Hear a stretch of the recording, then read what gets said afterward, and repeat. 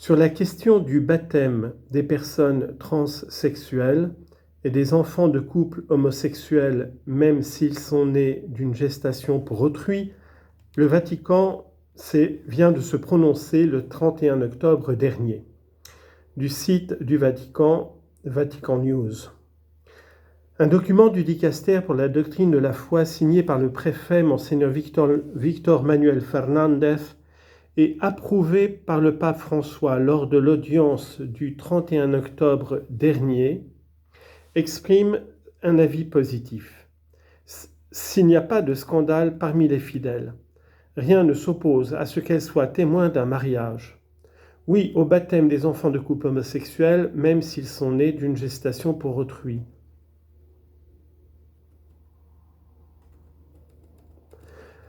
Les personnes transsexuelles, même si elles ont subi un traitement hormonal ou une chirurgie de réassignation sexuelle, peuvent recevoir le baptême s'il n'y a pas de situation dans lesquelles il existe un risque de scandale public ou de désorientation des fidèles. Les enfants de couples homosexuels peuvent recevoir le baptême même s'ils sont nés d'une mère porteuse, à condition qu'il y ait un espoir fondé, qu'ils soient éduqués dans la foi catholique.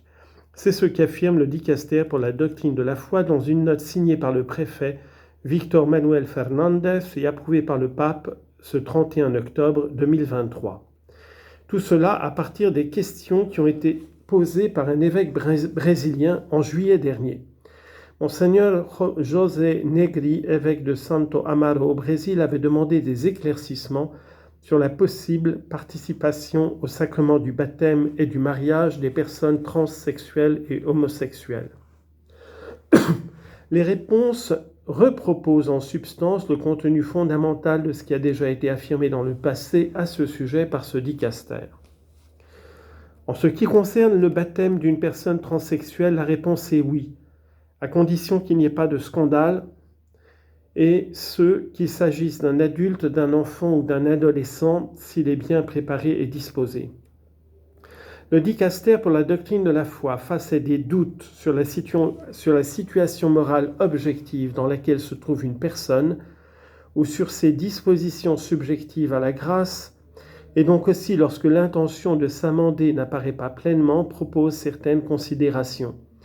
L'Église enseigne que lorsque le sacrement du baptême est reçu sans repentir pour des péchés graves, le sujet ne reçoit pas la grâce sanctifiante, bien qu'il reçoive le caractère sacramentel qui est indélébile, comme il est écrit dans le catéchisme, et demeure pour toujours dans le chrétien comme une disposition positive à l'égard de la grâce. À travers des citations de saint Thomas et de saint Augustin, le dicaster rappelle que le Christ continue de chercher le pécheur et que lorsque vient le repentir, le caractère sacramentel reçu dispose immédiatement à recevoir la grâce. C'est pourquoi le pape François a répété à plusieurs reprises que l'Église n'est pas une douane et que notamment en ce qui concerne le baptême, la porte ne doit être fermée à personne. Il est en revanche plus difficile pour une personne transsexuelle d'être parrain ou marraine de baptême. Citation, sous certaines conditions, cela peut être autorisé. Lit-on dans le document, mais il est rappelé que cette tâche ne constitue pas un droit et que par conséquent la prudence pastorale exige qu'elle ne soit pas autorisée s'il existe un risque de scandale, de légitimation indue ou de désorientation dans la sphère éducative de la communauté ecclésiale.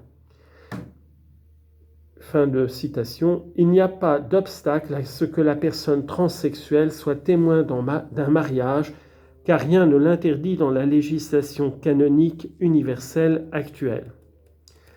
Sur la question des enfants de couples homosexuels, une deuxième partie de la note concerne les personnes homo-affectives.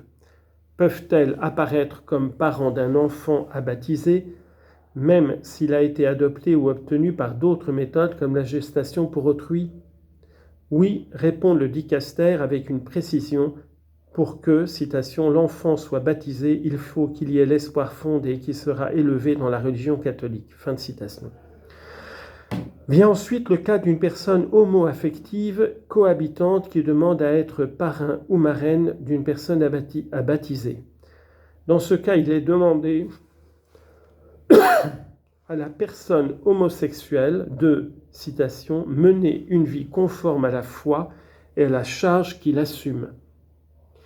Il en va différemment, explique le document, lorsque la cohabitation de deux personnes homosexuelles consiste en une relation stable et déclarée more uxorio, selon le mode du mariage, bien connu de la communauté. Le dicaster pour la doctrine de la foi invite à procéder avec prudence afin de, citation, sauvegarder le sacrement du baptême et surtout sa réception qui est un bien précieux à protéger puisqu'il est nécessaire au salut. Mais il rappelle qu'il faut considérer la valeur réelle que la communauté ecclésiale confère au devoir du parrain et de la marraine, le rôle qu'il joue dans la communauté et la considération qu'il manifeste à l'égard de l'enseignement de l'Église. Enfin, il est suggéré qu'une autre personne du cercle familial puisse se porter garante de la bonne transmission de la foi catholique aux baptisés. Enfin, rien n'empêche une personne homo-affective et cohabitante d'être témoin de mariage.